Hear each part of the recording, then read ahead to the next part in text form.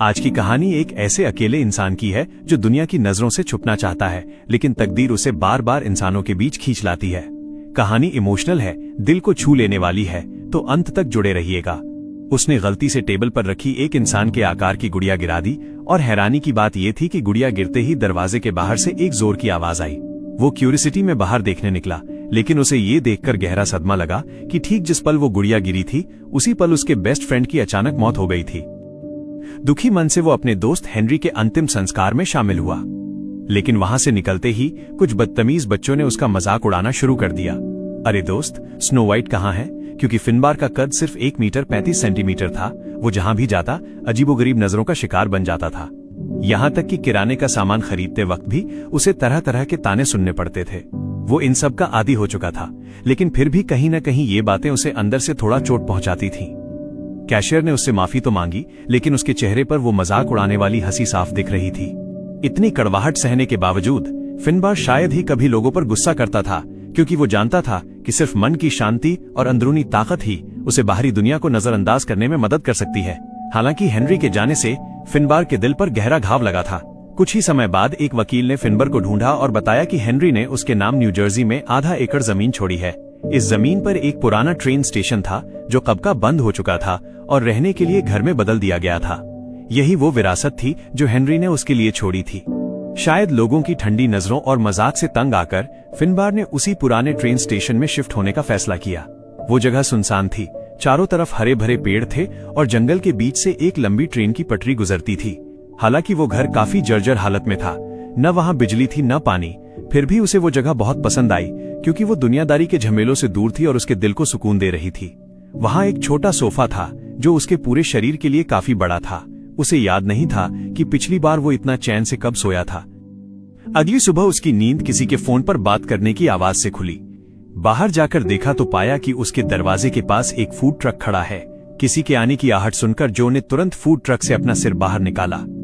फिनबार को देखकर जो की आंखों में भी वही हैरानी दिखी जो आमतौर पर लोगों को होती है, लेकिन बस एक पल के लिए। और फिर उसने बड़े प्यार से अपनी सिग्नेचर कॉफी के बारे में बताना शुरू कर दिया।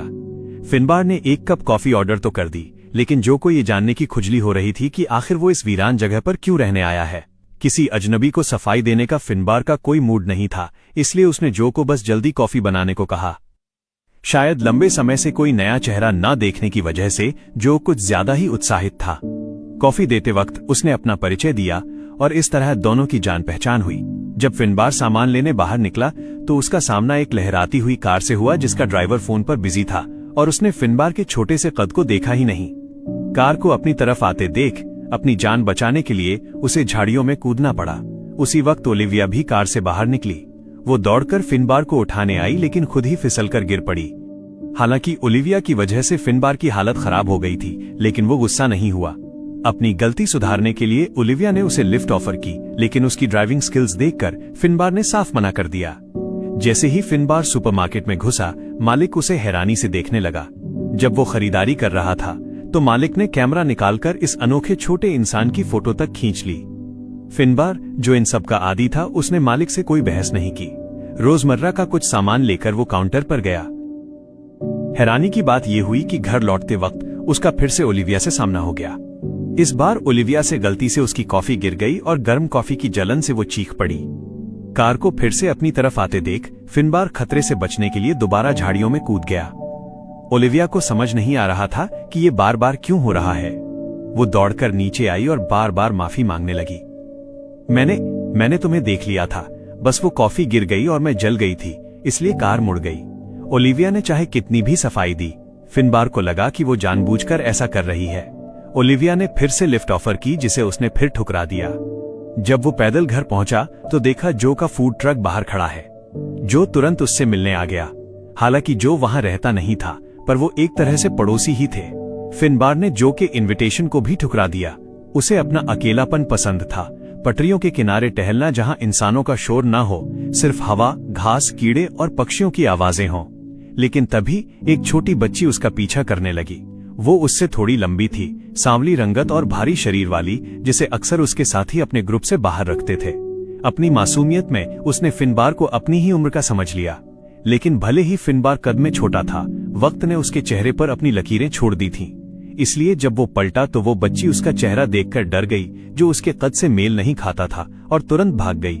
फिनबार ने बस एक उदास मुस्कान दी। वो इतनी अजीब नजरों को झेल चुका था कि एक बच्चे की नादानी पर उसे गुस्सा नहीं आया। लेकिन उस शाम अचानक किसी ने उसके दरवाजे पर दस्तक दी। वो हैरान था, सोच भी नहीं सकता था कि कौन उसे ढूंढता हुआ आएगा। उसे लगा शायद ये उसका वहम है, मगर आवाज बंद नहीं हुई। उसने दरवाजा खोला तो देखा ओलिविया वहां खड़ी थी। ओलिविया ने एक मजाकिया बात कहकर खामोशी तोड़ी। वो उसके लिए हाउस वार्मिंग गिफ्ट के तौर पर रेड वाइन की बोतल भी लाई थी। उन्होंने साथ में ड्रिंक पी। तभी एक फोन बजा। ओलिविया को लगा फिनबार का फोन है। फिनबार ने कहा, मेरा फोन तो डिस्कनेक्टेड है। ओलिविया ने कहा, ओह, ये मेरा है। मैं हमेशा भूल जाती हूँ कि मेरे पास ये चीज है। ओलिविया ने फोन उठाया और देखा कि उसके एक्स हस्बैंड का कॉल था। उसने जवाब नहीं दिया। फिनबार ने कोई सवाल नहीं पूछा, ये साफ दिखाते हुए कि उसे किसी से ज्यादा बात नहीं करनी। लेकिन ओलिविया बात करने के बहाने ढूंढ रही थी, कमरे को देख रही थी, और उसने अचानक एक दराज ड्रॉर खोल दी। वो दराज इतनी पुरानी थी कि टूटकर गिरने ही वाली थी, और ओलिविया के खींचते ही पूरी कैबिनेट जमीन पर आ गिरी। ओलिविया भी गिर पड़ी और फिनबार मदद के लिए दौड़ा। लेकिन 8-9 साल के बच्चे जैसे शरीर के कारण वो ज्यादा मदद नहीं कर पाया। ओलिविया खुद ही उठी और सोफे पर बैठ गई। तब जाकर फिनबार ने जमीन पर बिखरी किताबें उठाई। ओलिविया ने पूछा, ये जगह तुम्हें किसने दी? फिनबार ने बताया, मेरे दोस्त हेनरी ने। वो कब गुजरा? 3 हफ्ते पहले। मुझे अफसोस है, ओलिविया ने कहा और फिर धीरे से बताया, मेरा बेटा सैम 2 साल पहले गुजर गया। उस पल फिनबार को एहसास हुआ कि हर कोई अपना अपना दुख लिए घूम रहा है। बस उसका दुख सबको दिखाई देता है, जबकि ओलिविया का दुख उसके दिल में गहरा दबा हुआ था, एक ऐसी फांस की तरह जो उसे लगातार तड़पाती रहती थी। फिनबार ने तसल्ली के कोई शब्द नहीं कहे, क्योंकि वो जानता था कि ऐसी त्रासदी के सामने शब्द बेकार होते हैं। शायद अपना दोस्त खोने की वजह से वो ओलिविया का दर्द बेहतर समझ पा रहा था। कमरे में सन्नाटा था, लेकिन दोनों के बीच एक अनकही समझ बन गई थी। ओलिविया उस रात वहीं रुक गई, लेकिन वहां सिर्फ एक सोफा था, इसलिए फिनबार को बाथटब में सोना पड़ा। अगली सुबह जब ओलिविया उठी तो उसे एहसास हुआ कि उसने एक अजनबी के घर रात बिताई है। वो तुरंत अपना बैग लेकर निकली, लेकिन जो ने उसे देख लिया। ओलिविया अक्सर जो से कॉफी लेने आती थी और जो उसे पसंद करता था, पर ओलिविया ने कभी भाव नहीं दिया। ये देखकर कि फिनबार ने ओलिविया का दिल जीत लिया, जो तुरंत उसके पास आया और फ्री कॉफी पिलाई। मैं 6 हफ्ते से यहाँ हूँ, वो मुझसे 2 शब्द नहीं बोलती। तुम 24 घंटे से हो और सीधा स्लीप ओवर? जो कुछ गलत समझ रहा था। तभी अंदर से फिर फोन बजा। फिनबार को पता था कि ओलिविया अपना फोन भूल गई है। उसका उठाने का कोई इरादा नहीं था, पर जो ने फोन उठाकर उसे थमा दिया। लगातार बजती घंटी के बीच जो ने पूछ ही लिया कि कल रात हुआ क्या था, पर फिनबार ने नहीं बताया। तभी एक ग्राहक आया और जो को जाना पड़ा, लेकिन जाते जाते वो बोल गया, सुनो, अगर तुम लोग बाद में कुछ करने वाले हो तो क्या मैं ज्वाइन कर सकता हूँ? फिनबार ने कहा, हम कुछ नहीं कर रहे। पर जो ने फिर कहा, हाँ मुझे पता है, पर अगर करो तो मुझे बुला लेना। ये पहली बार था जब किसी ने फिनबार से ऐसा कुछ कहा था। पहले उसे लगा जो मजाक उड़ा रहा है, लेकिन दूसरी बार में उसे जो की ईमानदारी महसूस हुई। उसे लगा कि भले ही उसकी किस्मत में मजाक बनना लिखा हो, पर कोई 1-2 लोग तो ऐसे मिलेंगे जो उसे दिल से चाहेंगे। बाद में फिनबार फोन लौटाने ओलिविया के घर गया और दरवाजे पर फोन रख दिया। जैसे ही वो जाने लगा, घंटी फिर बजी। वो चुपचाप वहां से निकल गया। थोड़ी देर बाद किसी ने ओलिविया की खिड़की खटखटाई। वो उसकी बेस्ट फ्रेंड थी। बेटे की मौत के बाद ओलिविया शहर छोड़कर इस जंगल में आ बसी थी। उसकी दोस्त उसकी मानसिक हालत को लेकर परेशान थी, लेकिन ओलिविया ने अपनी दोस्त से बात करने से मना कर दिया, क्योंकि उसे देखकर उसे अपने बेटे की याद आती थी। फोन लौटाने के बाद फिनबार लाइब्रेरी गया। वहां निकलते वक्त वो गलती से लाइब्रेरियन एमिली से टकरा गया। एमिली ने उसे देखकर जो रिएक्शन दिया, उससे फिनबार को बुरा लगा, पर वो इसका आदी था। लाइब्रेरी कार्ड बनवाने का प्रोसेस थोड़ा लंबा था। तभी पीछे से ओलिविया की आवाज आई। उसने उसके लिए किताबें इश्यू करवाने की पेशकश की, पर फिनबार ने फिर मना कर दिया। नतीजा ये हुआ कि जब फिनबार घर लौटा तो वो किताब उसके दरवाजे पर रखी थी। जाहिर था किसने रखी है। जो ने भी मौका देखकर बता दिया कि ये ओलिविया ने रखी है। जो को थोड़ी जलन हो रही थी, पर वो फिनबार का दोस्त बनना चाहता था। उसने बियर पीने का ऑफर दिया, जिसे फिनबार ने फिर ठुकरा दिया। फिनबार चाहे कितना भी रूखा व्यवहार करे, जो रोज उसे गुड बाय बोलकर जाता था, और हर बार जो के जाने पर फिनबार को एक अजीब सा खालीपन महसूस होता था। सच तो ये था कि ऐसा नहीं था कि उसे दोस्त नहीं चाहिए थे, बस उसे अब इंसानों पर भरोसा करने में डर लगता था। उसे लगता था लोग बुरे इरादे से आते हैं, इसलिए वो खुद को बचाने के लिए सबसे दूर रहता था। एक दिन क्लियो ने उसे फिर ढूंढा और बात करने लगी।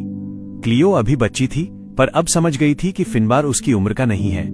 भले ही फिनबार खुद को अलग रखना चाहता था, जो बार बार उसकी दुनिया में घुस आता था। उनकी बातें कम होती थीं, पर जो उसके दिल का हाल समझता था। जब भी कोई ग्राहक फिनबार को हिकारत से देखता, जो भड़क जाता था। वो चिल्लाता, मुंह बंद रखो अपना। उन मतलबी अजनबियों के मुकाबले जो एक बहुत नेक इंसान था। बहुतों के लिए फिनबार एक चिड़ियाघर के जानवर जैसा था जिसे घूरा जाए, लेकिन जो उसके दर्द को समझता था। फिनबार को अकेले पटरियों पर बैठकर पढ़ना पसंद था और जो हमेशा उसके पास पहुंच जाता था।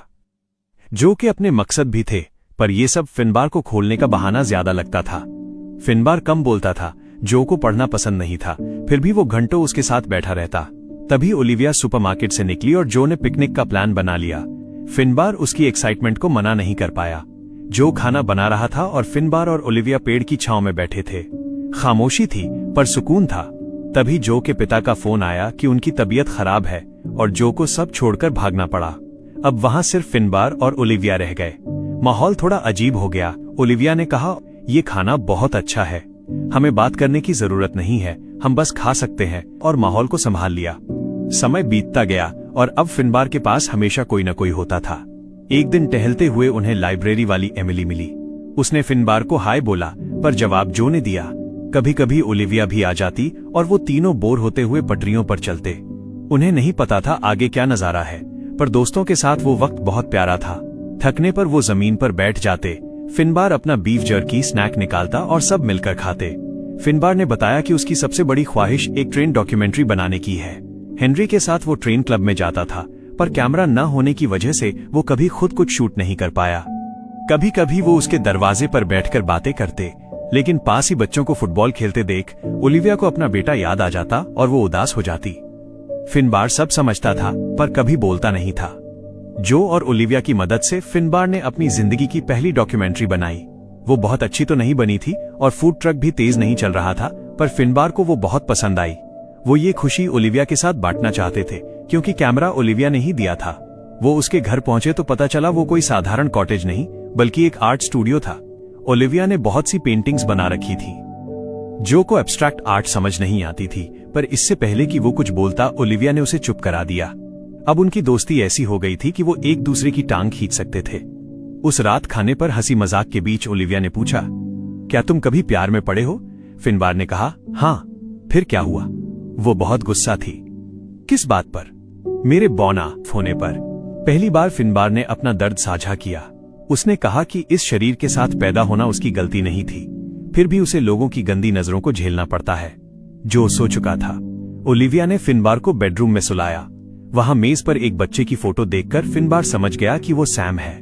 ओलिविया ने उसे बताया कि कैसे उसका बेटा मंकी बार से गिर गया था, जब उसका ध्यान बस 1 सेकंड के लिए हटा था। वो एक खुशमिजाज बच्चा था। सोने से पहले ओलिविया ने झुककर फिनबार को किस किया। ये किस दोस्तों वाला था, इसमें कोई वासना नहीं थी। अगली सुबह ओलिविया का एक्स हस्बैंड डेविड आ धमका। वो सीधा अंदर घुस आया। फिनबार और डेविड एक दूसरे को देख सन्न रह गए। तभी जो किचन से नाश्ता करते हुए निकला। डेविड को लगा ये दोस्तों की गैदरिंग है, तो वो रिलैक्स हो गया। ओलिविया नीचे आई और डेविड को देख उसका चेहरा उतर गया। वो उससे मिलना नहीं चाहती थी। डेविड ने कहा वो उसके फोन नहीं उठा रही थी, इसलिए उसे आना पड़ा। उनके बीच बहस होने लगी तो फिनबार और जो को निकलना पड़ा। फिनबार घर लौटकर किताबों में डूब गया। तभी क्लियो आई और उसे एक इनविटेशन दिया। ये परमिशन स्लिप है ताकि तुम मेरे स्कूल में स्पीच दे सको। फिनबार ने मना कर दिया, वो भीड़ के सामने नहीं जाना चाहता था। क्लियो को लगा सब उसमें सच में इंटरेस्टेड हैं। उसे नहीं पता था कि कुछ बच्चे उसका मजाक उड़ाना चाहते हैं। इधर ओलिविया कई दिनों से गायब थी। जो ने बताया उसे डेविड बिल्कुल पसंद नहीं है। जो ने अचानक पूछा, तुमने सेक्स किया है ना? फिनबार ने कहा, हाँ। जो की क्यूरियोसिटी कम नहीं हो रही थी, पर फिनबार जानता था कि उसका दिल साफ है। अगले दिन फिनबार फिर लाइब्रेरी गया और कार्ड बनवाया। एमिली ने उसके साथ फ्लर्ट किया, जो फिनबार ने जो को बताया। उसे पता था एमिली बस एक नई चीज के तौर पर उसमें दिलचस्पी ले रही है, जबकि जो और ओलिविया की दिलचस्पी दोस्ती वाली थी। सड़क किनारे बैठे हुए उन्होंने ओलिविया की कार गुजरते देखी। उसने रोका नहीं, बस स्पीड बढ़ाकर निकल गई। जो को गुस्सा आया, फिनबार को दुख हुआ, पर उसने दिखाया नहीं। फिर जो के पिता का फोन आया और उसे जाना पड़ा। जाते जाते उसने फिनबार को रात में बार में बुलाया। बाद में फिनबर ने सुपरमार्केट के मालिक को ओलिविया से फोन पर बात करते सुना।